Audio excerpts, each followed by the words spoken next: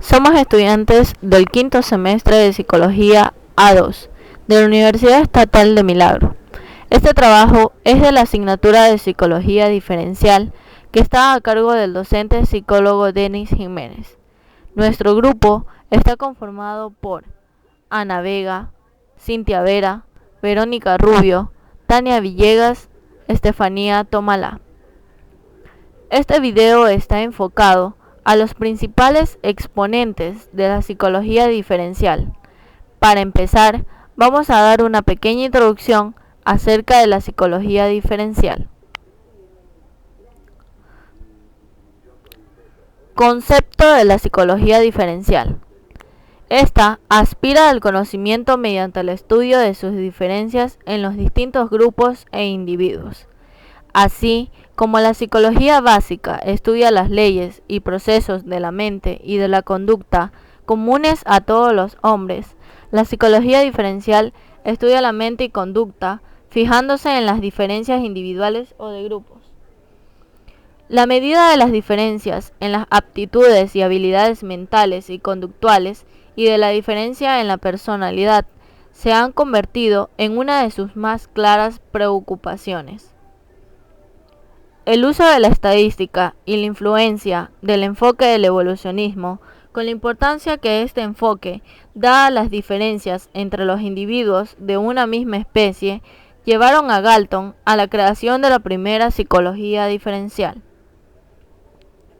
Periodos de la psicología diferencial. Se reconocen dos grandes periodos, el periodo precientífico y el periodo científico. El cambio de un periodo a otro se dio por las aportaciones de Galton, Binet, Spearman, Cattell, entre otros. El periodo precientífico se caracteriza por el conjunto de saberes y creencias que han ido formulándose para explicar la variabilidad de los individuos y su comportamiento. El periodo científico empieza desde mediados del siglo XIX hasta el presente. Se divide en 4 etapas. Primera etapa, de 1850 a 1910, con el surgimiento y definición de la nueva disciplina. Segunda etapa, de 1910 a 1950, con el desarrollo y configuración de la psicología diferencial. Tercera etapa, de 1950 a 1970, la diversificación de la investigación relacionada con las diferencias individuales. Ocurren dos cosas. Primero, áreas que habían sido parte de la psicología diferencial, como la psicometría, la teoría de los test, se convirtieron en disciplinas autónomas. Segundo, el análisis factorial, eje metodológico de la psicología diferencial, etapa muy productiva en estudios empíricos e investigaciones diferencialistas. Cuarta y última etapa del periodo científico de la psicología diferencial, desde el año 1970 hasta el presente, con el nuevo auge de la psicología diferencial, con autores como Stenberg, Zuckerman y Jensen. Antecedentes de la psicología diferencial. De la biología, la concepción del individuo como organismo complejo y único. De la genética, los conceptos acerca de los mecanismos hereditarios. De la biometría, antropometría y estadística, conceptos y procedimientos de cálculo. De la medicina, la fisiología y las ciencias clínicas, la visión funcional del organismo humano en cuanto a fuente de diferencias. De la psicología filosófica, sus aportaciones provienen de 3 áreas: teoría de las facultades, psicología del contenido y teoría evolucionista darwiniana. Además de esto, el padre de la psicología diferencial, podemos darnos cuenta que fue Sir Francis Galton, quien fue un explorador y antropólogo británico, padre de la eugenesia, que es la ciencia que estudia el mejoramiento planificado de los seres humanos por medio de un cruzamiento selectivo. Él era primo de Charles Darwin y fue uno de los primeros en reconocer implicancias de la teoría evolucionista en las diferencias individuales. Su objetivo no era crear una élite aristocracia, sino lograr una población compuesta únicamente por hombres y mujeres superiores, ya que el enfoque de esta teoría se centra en la herencia. Aportaciones de Galton. Hubo dos grandes aportaciones. Primero, estudios sobre la herencia de las diferencias individuales e investigación y desarrollo de la eugenesia. Ahora vamos a observar a otro de los exponentes de la psicología diferencial, James Cattell. James Cattell fue un psicólogo estadounidense que asistió a Galton. Era de Londres. Orientó la psicología de su país hacia la utilización de métodos experimentales que sean objetivos, la aplicación de pruebas mentales y la psicología aplicada.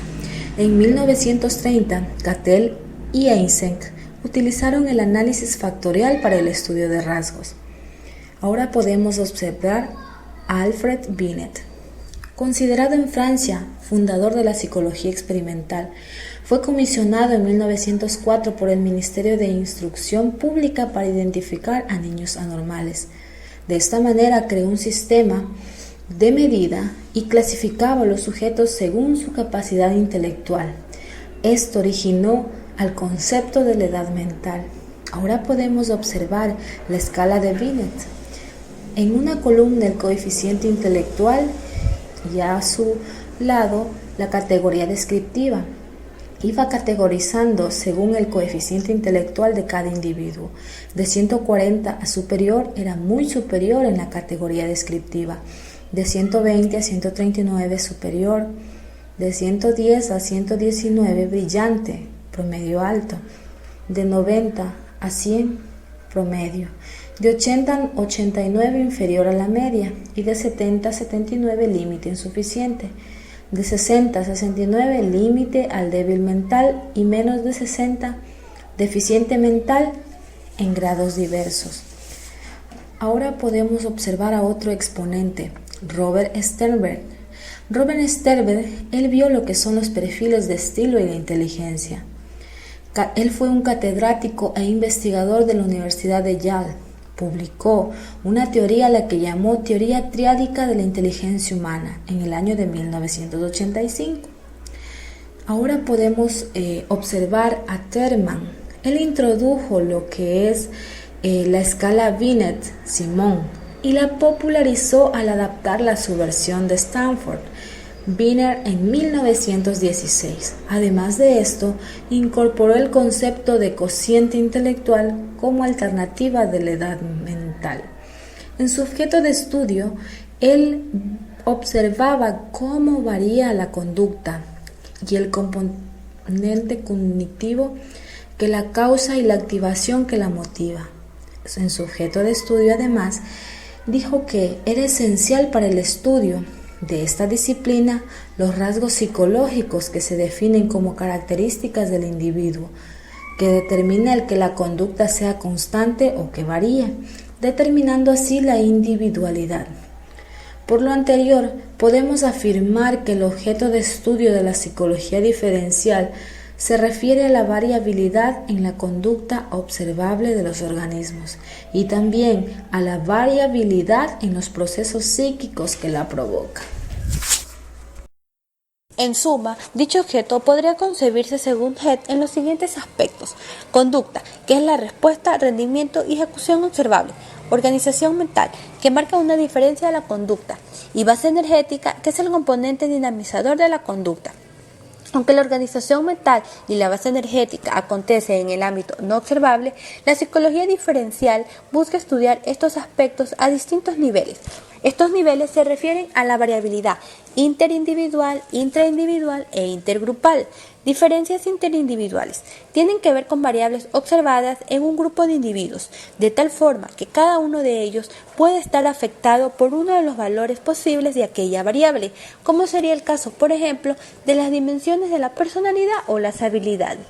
Si el estudio de esta clase de diferencias ha sido el más característico hasta ahora de la psicología diferencial, se debe al hecho natural de que los individuos de una misma población y especie se comportan de modo distinto, aun cuando comparten concretamente el mismo contexto espacial y temporal.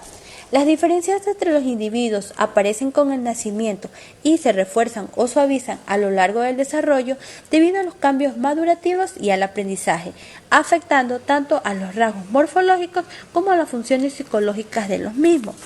Diferencias intergrupales. Cuando medimos un rasgo psicológico en individuos pertenecientes a grupos distintos y obtenemos parámetros estadísticos que caracterizan a tales grupos porque sus integrantes están afectados por un valor preciso de dicha variable, decimos que estamos ante diferencias intergrupales. En psicología diferencial se entiende por grupo a la suma de individuos con una o varias características comunes, a quienes se compara a su vez con individuos pertenecientes a otros grupos que presentan esas mismas características pero en otro grado o nivel. Para ello puede clasificarse a las personas según su edad, sexo, raza, estatus socioeconómico, lengua hablada, religión, etc. Aunque también pueden utilizarse variables típicas de las diferencias interindividuales para agrupar a las personas. Por ejemplo, según su nivel de inteligencia, su tipo de personalidad o cualquier otro atributo mesurable. Diferencias intraindividuales son el resultado de hacer comparaciones del individuo consigo mismo. Consideramos dos subclases en este caso: los cambios intraindividuales correspondientes a una variabilidad diacrónica, es decir, a cambios que ocurren a nivel individual en los rasgos a lo largo de distintos periodos y de tiempo, los cuales son irreversibles y están íntimamente relacionados con el proceso del desarrollo. Las diferencias intraindividuales propiamente dichas se caracterizan por ser sincrónicas, por manifestarse con mayor parte la estabilidad a lo largo del tiempo. En otras palabras, mientras que las diferencias intraindividuales indican específicamente cómo está organizado cada sujeto con respecto a las distintas dimensiones o rasgos. Los cambios intraindividuales se refieren al posible cambio cuantitativo o cualitativo que las diversas dimensiones o rasgos psicológicos pueden sufrir como consecuencia del proceso del desarrollo. Las relaciones entre cambios y diferencias intraindividuales es importante porque gran parte de las diferencias intraindividuales pueden ser resultado de los cambios intraindividuales. ¿En qué añade a la variable tiempo debemos considerar que ésta no produce ningún efecto en la variabilidad de la conducta de los organismos? Es el conjunto de efectos de determinada variable que actúan a lo largo del tiempo, las que causan la variabilidad, intraindividualidad, y además debemos tomar en cuenta dos cuestiones más. En los cambios intraindividuales consideramos que la variabilidad es irreversible, mientras que no lo es para las diferencias. Las determinaciones de que agentes causan el cambio y que agentes causan la diferencia de intraindividualidad. Para Alport propuso que lo monotético tenía un constructo de tipo ideográfico, que tiene un constructo de rasgo al constructo de tipos, que se refiere a que somos totalmente diferentes, mientras que el constructo de rasgo se refiere que si bien somos diferentes, también tenemos similitudes. Charles Spearman. Edward Spearman fue un psicólogo inglés.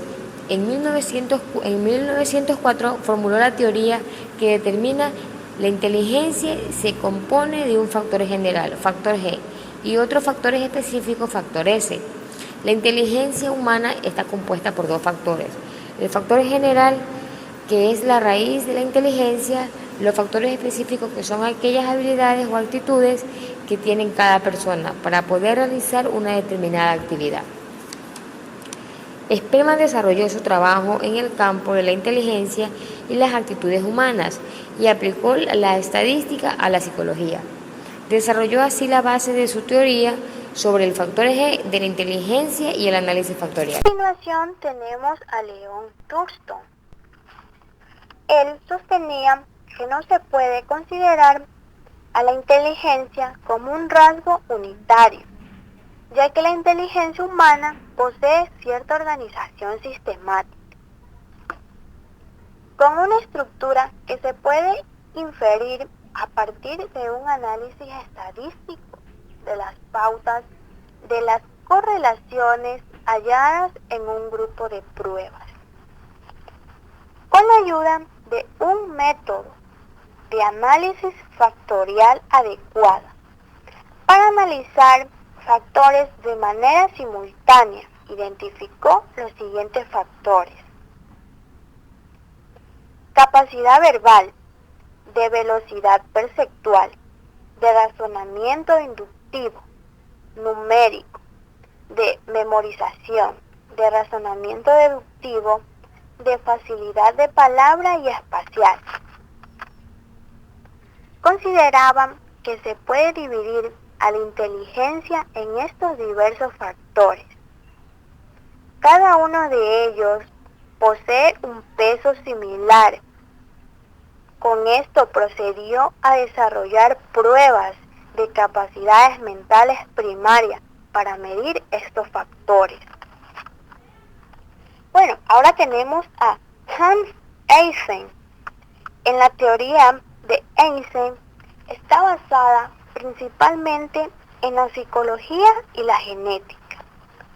Consideraban que nuestras diferencias en las personalidades surgen de manera hereditaria. Entre sus métodos comprenden una técnica estadística llamada análisis factorial. La investigación original de Eysenck nos mostró dos dimensiones principales de temperamento, como son el neuroticismo y la extroversión versus introversión. Ahora tenemos a Raymond Cattell.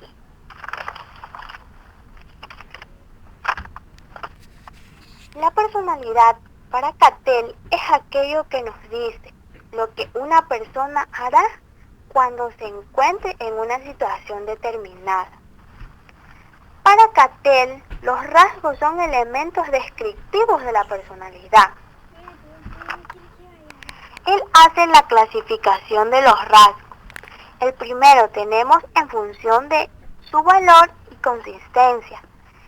Ahí tenemos los rasgos superficiales y los rasgos profundos. Segundo, tenemos en función del rango de aplicación. Tenemos los rasgos comunes y los rasgos específicos. Tercero, tenemos en función de su origen. Tenemos los rasgos constitucionales y los rasgos ambientales. En la cuarta tenemos en función de su contenido o naturaleza. Tenemos los rasgos de capacidad y tenemos los rasgos comportamentales y los rasgos dinámicos. Bueno, ahora vamos a hablar acerca de Joy Gearful. Desarrolló el modelo de la estructura del intelecto tridimensional como un medio para organizar los factores intelectuales. El modelo es una taxonomía de tareas o ítems de inteligencia y postula que la inteligencia está constituida por 120 capacidades o actitudes independientes. Su modelo de estructura del intelecto consta de 3 dimensiones que representó por medio de un cubo.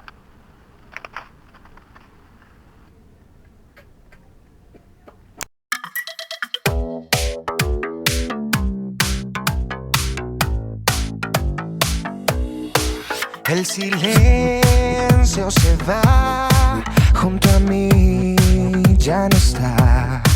El dolor se marchó